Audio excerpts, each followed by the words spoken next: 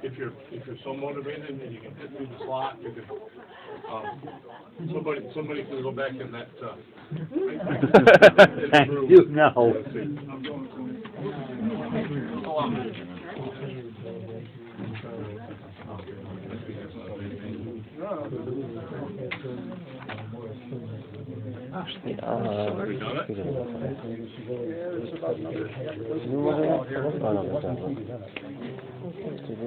Back there, okay, like I'll say, okay, just get right behind you. Sorry. I think this sets a record. I've never had this many people in this control room. Thank you. Welcome.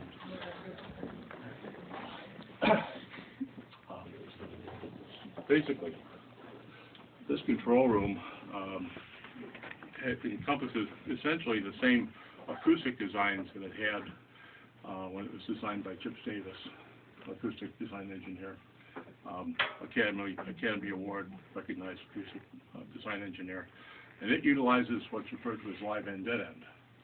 And basically, the way it operates, if you look around, you'll see that there are no two parallel surfaces. Yeah. Basically, the sound is generated by these two reference speakers, hits the walls, and is reflected back at obtuse angles and is absorbed by the brown material, which is Sonex. What that does is it enables me to listen to the recording without coloration of the recording by the room. Very important. Things that have changed, well, things that are the same are the tape machines that are located around the back wall.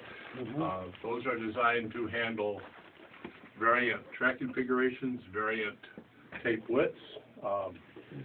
In this case, 3 speeds, 7.5, 15, and 30 inches per second.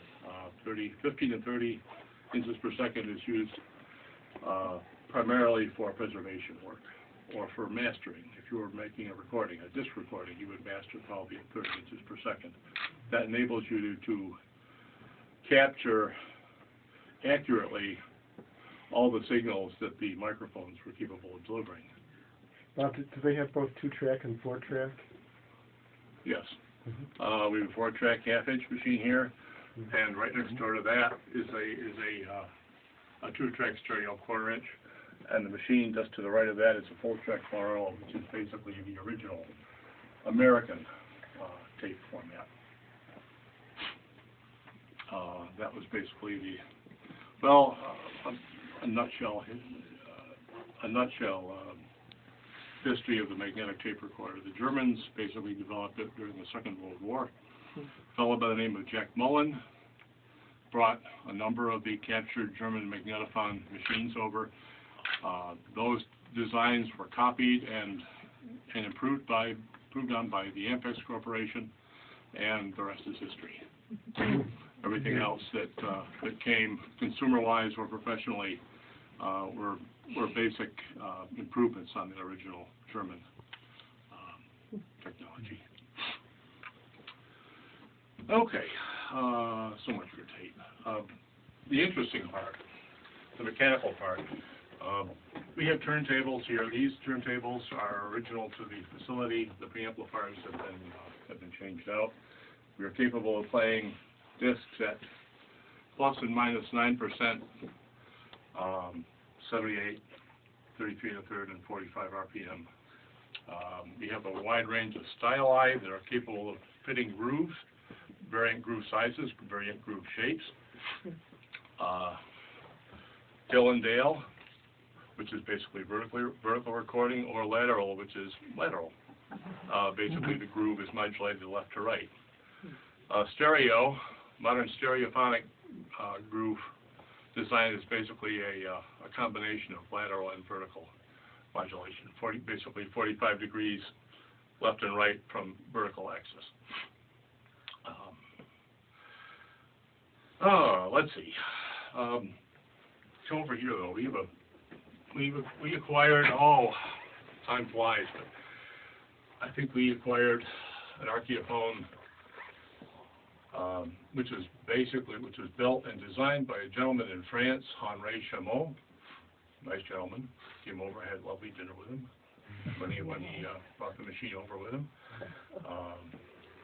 He decided that it was ridiculous to have, if you have cylinders, and there are a lot of cylinders that are not the normal 2 1/4 by 3 inch size, which is basically what this is. And you have cylinders that are that. Oh. And for all of these there are in the world, there may only be a handful of machines, original machines, capable of playing them. So he set out to devise a machine, develop a machine that was capable of playing all different sizes of cylinders. Hence the Archiphone. This cylinder, by the way, is a film soundtrack that dates from 1900. Rich, thank you.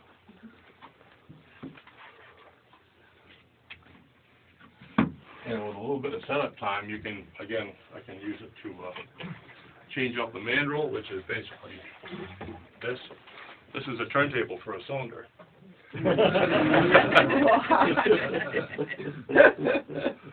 And we have little ones all the way up to the biggest size, which is basically that Celeste size cylinder. Now, That to increase the recording time? it does. Yeah. It does.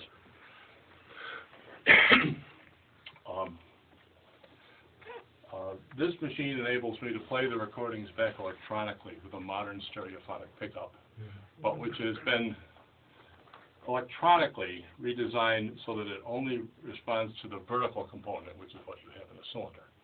There are no laterally recorded cylinders. So, in order to be able to obtain the best signal-to-noise ratio, one channel is wired on a phase, and what you get, this is a 1902 cylinder. This is what you can get from a cylinder in good condition, played back electronically. Oriental Rondo, Halamar, lead by the Fearless Orchestra, in the Sun Record.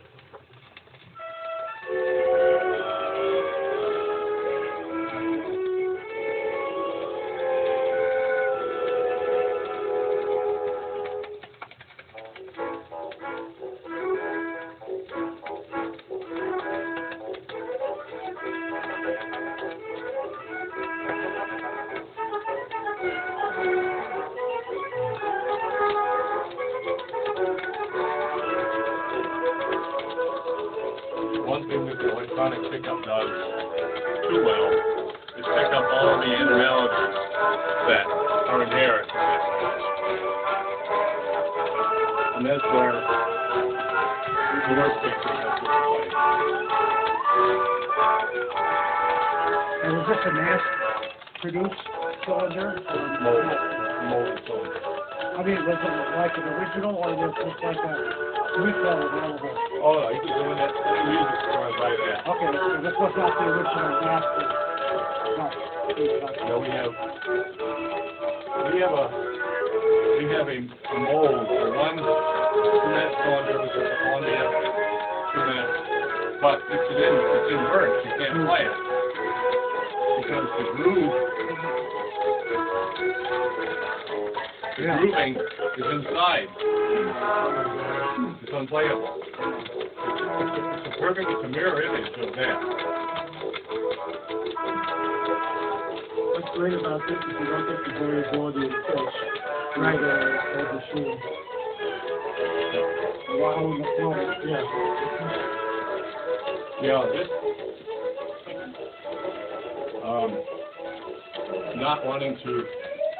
not feeling the need to reinvent the wheel.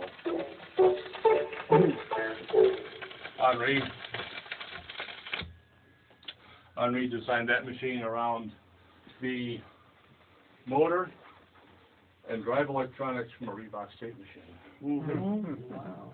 And I forget whose design he used to carry the magnetic pickup, but that too is a variation, a modified variation on a linear tracking tone arm.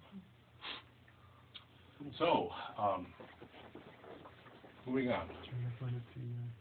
Yeah.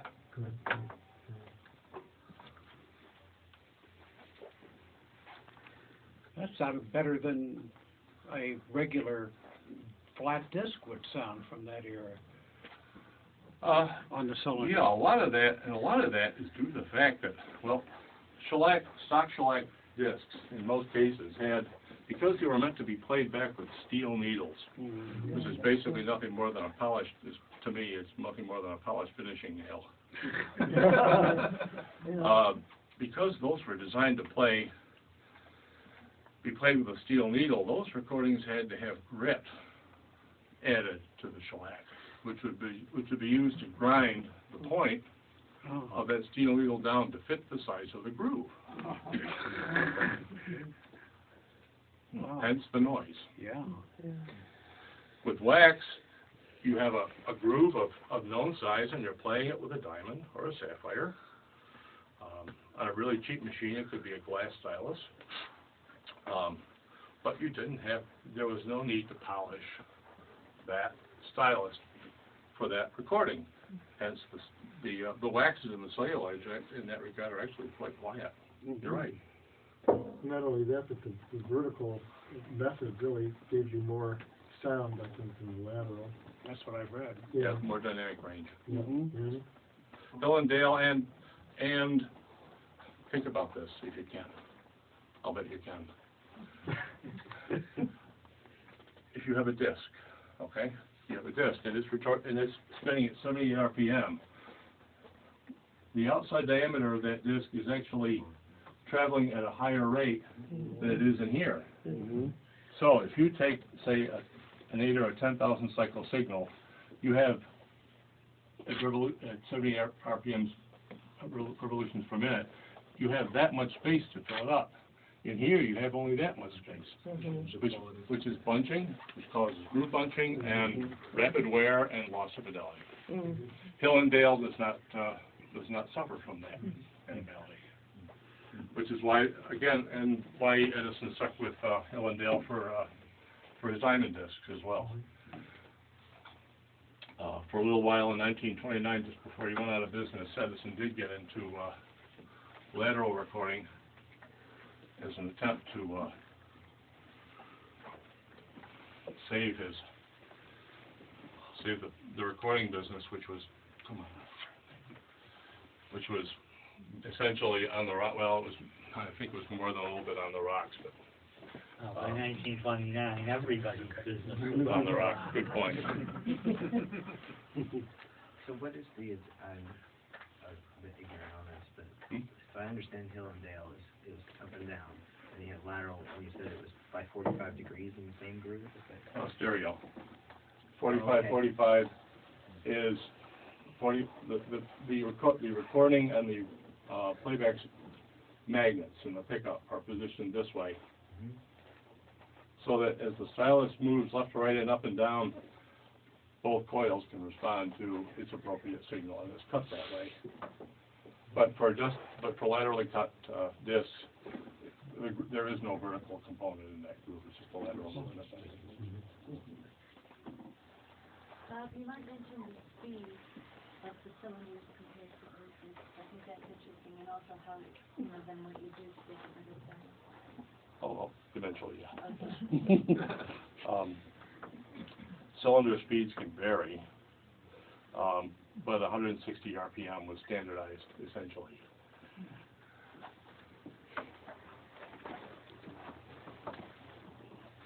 A lot of the very early cylinders were recorded at whatever speed you needed in order to get enough of the recording onto the cylinder, as much of the performance as you wanted onto the cylinder. Now,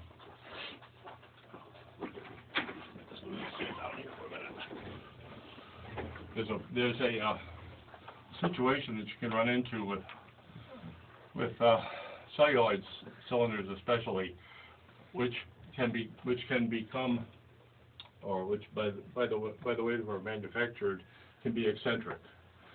You've probably all heard the sound of a disc that was not properly centered, Mm-hmm. and it wows as the disc rotates. Mm-hmm. You can get the same effect on a cylinder. Archaeophone can be set up utilizing 4 thumb screws at each end, the live end and the dead end of the mandrel, to null out those eccentricities. Wow. And all you need is patience and a good eye. Mm-hmm.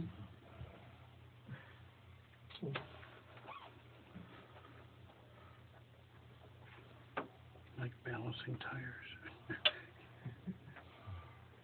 I used to install, when I was engineer up in Newhouse in the video department, I used to install head wheels in 3/4 inch and beta and machines, and my eye was good enough where I could do better than I could with the instruments. Not to brag, but it's true. And you are truly irreplaceable. So this,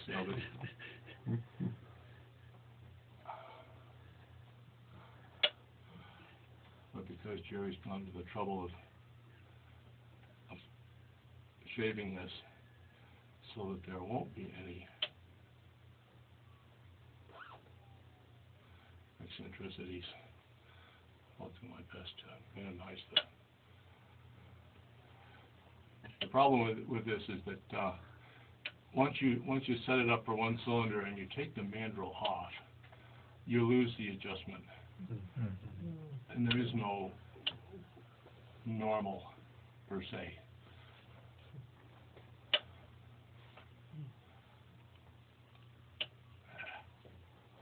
Have these been played with like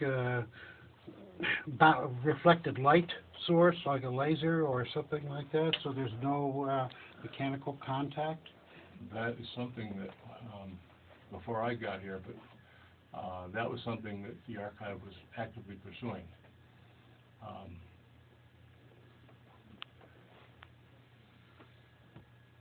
We were able to obtain a grant and developed a machine based around the Archaeophone that was designed to play back wax, cross-grooved wax recordings with a laser. But we ran out of money, and it looks like we may never be able to go back and finish it up.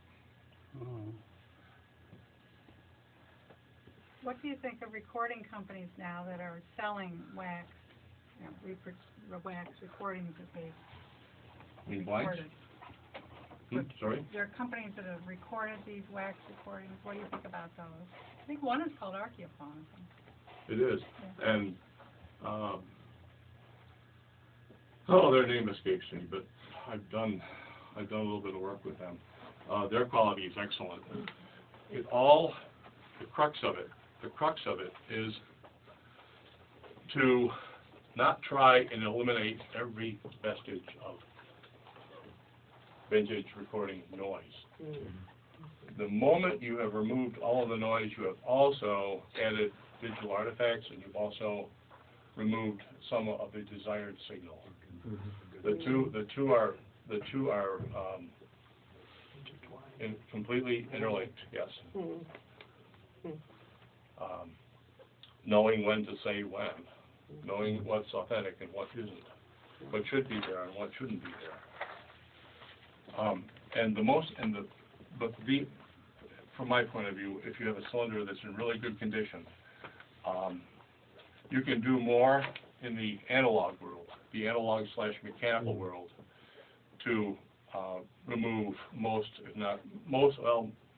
of the problems that an original recording can have.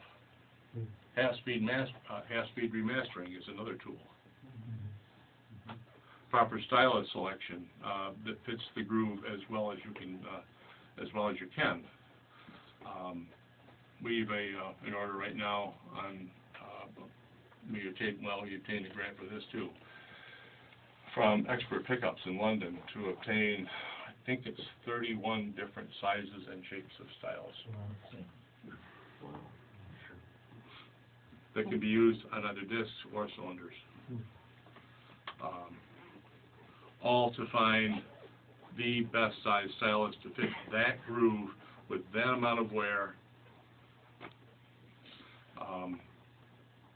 Going back to the steel needle conundrum. Steel needles, by their nature, and especially if you use one steel needle to play more than one record, will cut, because as the grit in the disc grinds that facet on that face, if you use that same stylus to try and fit another groove, even though it may only be microscopically different, those two cut facets are razor sharp, and they'll wear that groove. Now, what you can do with multiple size styli is try and find one that gets you above that wear, thereby giving you a better playback.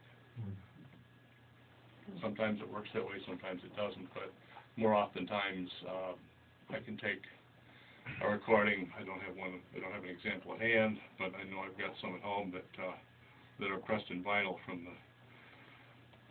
the mid 1930s, and with let's see, it would be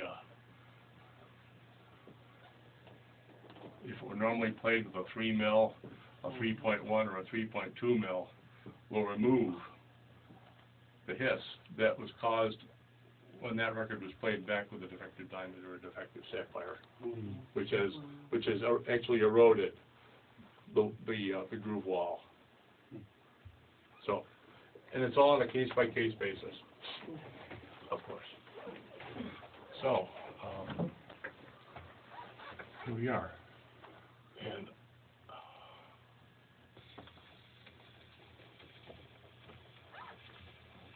It's three.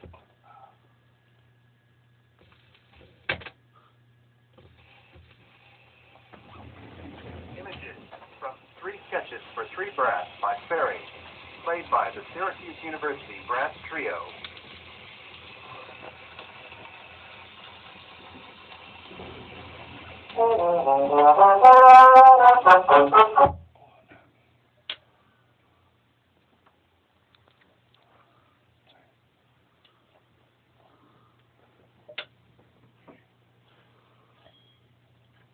What did you hear that we didn't?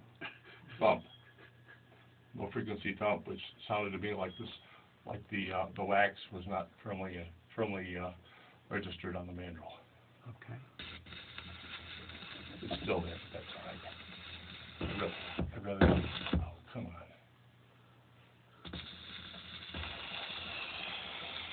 Images from Three Sketches for Three Brass by Ferry, played by the Syracuse University Brass Trio.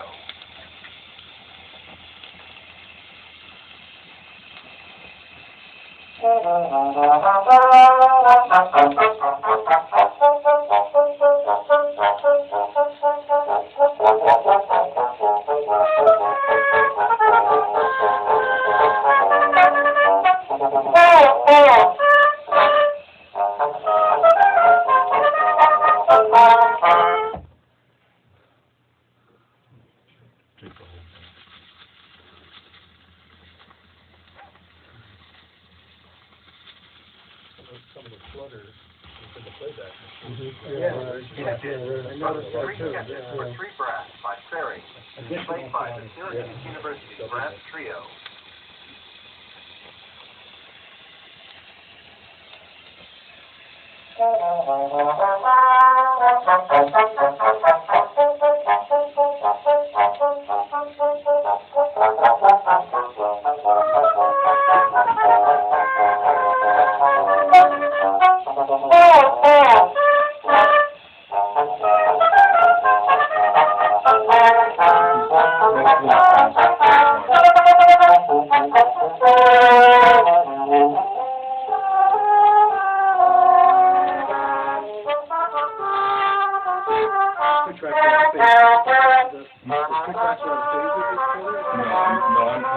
I'm playing that back but there is a difference between the two.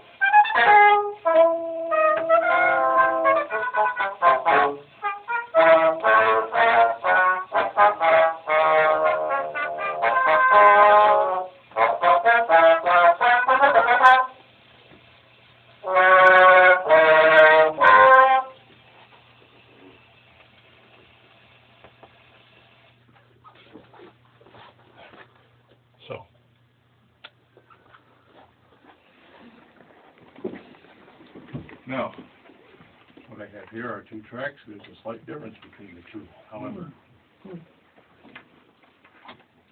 whenever you're doing any type of preservation work, come on. Okay. Basically, you generate two files. One file will be completely unprocessed. The second file, which is basically the listening copy, is what you can then use to provide a listening copy. Now, what I've already done with this is I patched in the CQ and I boosted the mid-range of this recording to put resonances back into it that would make it more compatible with an actual listening experience. When you're listening to a cylinder, basically the way that the cylinder is recorded in the pre-electrical era, it has no playback, no equalization curve applied to it. Consequently, if you were to play a cylinder like this, having heard it once, if you were to play back the same recording utilizing the RIAA curve, which is post-World War II, well post-World War II, what you would hear would be something, what you would hear is this. Oh.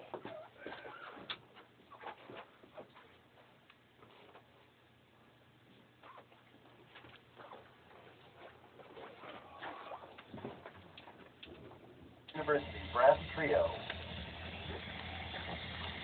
Extended bass, noise, overemphasized bass, because basically when the cylinder was recorded, there were no curves applied to that. But when the LP was recorded, it would be recorded with an inverse curve.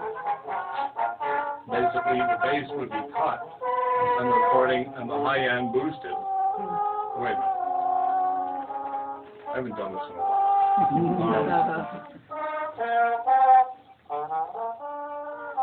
Yes, the bass is boosted and the high end is cut when the recording is made, so that when you play it back, you have to apply that curve when it's played back to reattain the tonal balance of that recording. Which is why you're hearing that now, again, it's that boosted bass cut.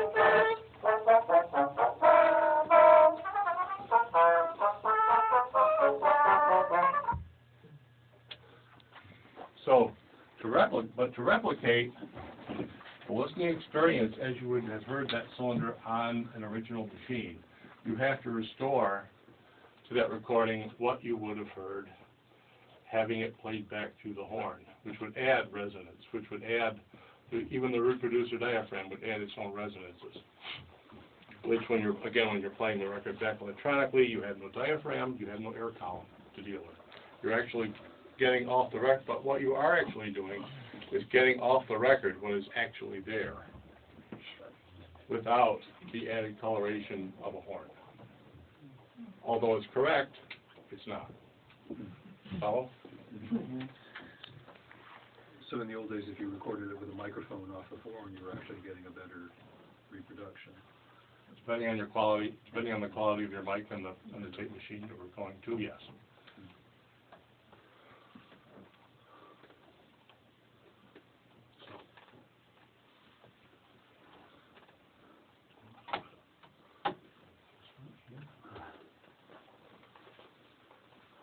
So we have two waveforms.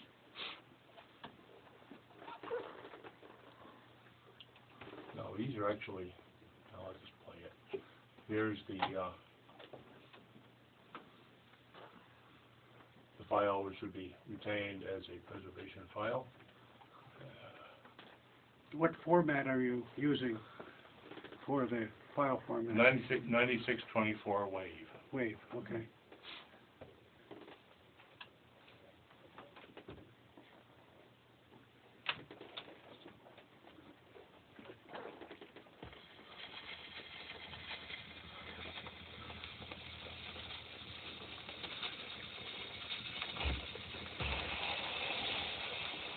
Images from 3 Sketches for 3 Brass by Ferry, played by the Syracuse University Brass Trio.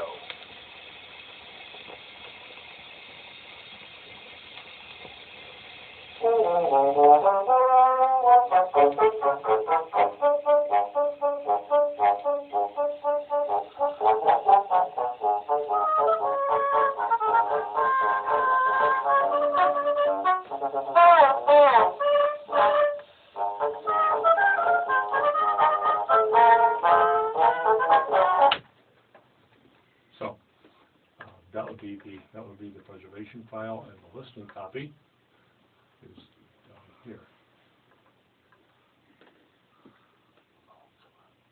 And you've added some resonances. This is the mid-range.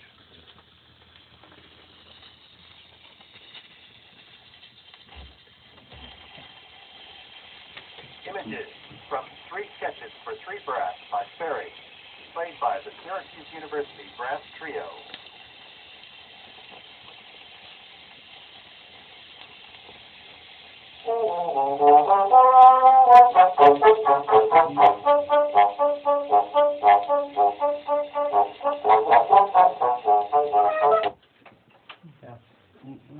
Next aspect is our noise reduction.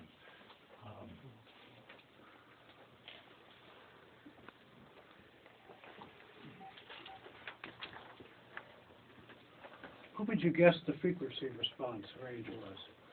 Oh, 500 to maybe 6 kc, 6,000 cycles. 6,000, okay. Which is typical? For For cylinder? yes, because mechanical diaphragms, no matter how thin they are, aren't capable of resonating at such a high rate. And in sizing, Yeah, you have to, there's a trade-off. it's all there was. Yeah. It's all there was. So your archival 2496K is kind of wasted, at least the 96K part of it, because there's nothing really to reproduce up there. It doesn't matter. That's what Well, I know that's the your archival- standard, that's your Yeah. standard. Somebody else may be able to No, do the something in noise. the future. The Yeah. noise has a They have really a wide wide range than. range of frequencies. Yeah. So Than the- that allows the restoration software to work more effectively with the noise. Oh, okay. That's right. That's Yeah. interesting. Exactly. That was good. I have generated a number of presets, but That's actually really interesting. And then like, what's outside the range of these.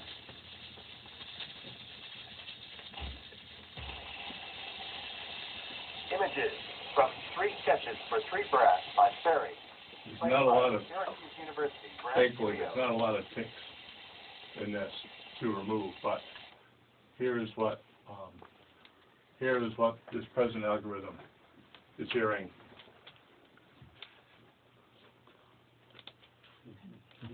And removing. And that's the stuff you're looking for. with That's 96K. what I'm looking for. Without infiltrating the music, depending upon how you set up this, it's very easy to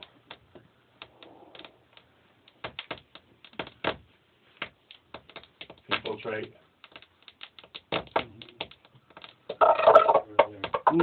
Yeah. Yeah. the music and remove chunks of music. Is this like from the sward during the recording? No, that's That's the that- thick part of it. the way Oxford Tonox operates is depending upon what you tell it to look for. If you go extensively too far afield with any of these adjustments, it's easy to remove bits of music. It's only doing what you asked it to do. Right, I'm just wondering, what was generating the ticks? Oh, small animalities in the wax, or like Jerry said, swarf. Swarf. Yeah, Swarf how, under the stylus, or little How bubbles. warm the shaver is when I shave them, I think has a lot to do with it. Yeah. Okay. Good point. Yeah. we only have a minute or two more, so do Well, you here's want to the- make it another point? Well, here's the big one. Okay.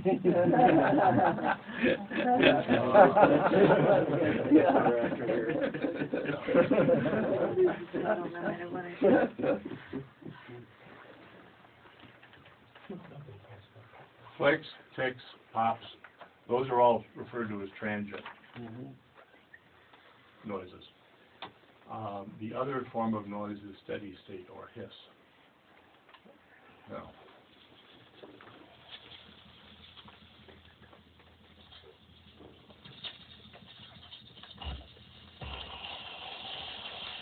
Images from Three Sketches for Three Brass by Ferry, played by the Syracuse University Brass Trio.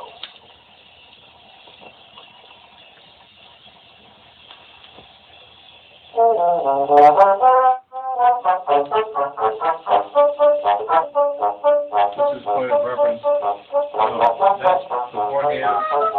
And I know that's a very light hand when it comes to any form of music. There's beforehand. And that's an almost 11 dB cut in the surface noise.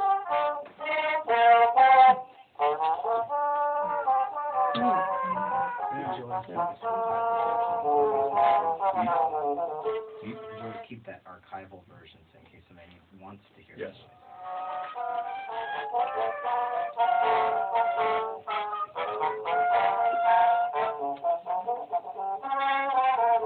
So what sort of medium are you storing this on? Hard disk right now? or- RAID.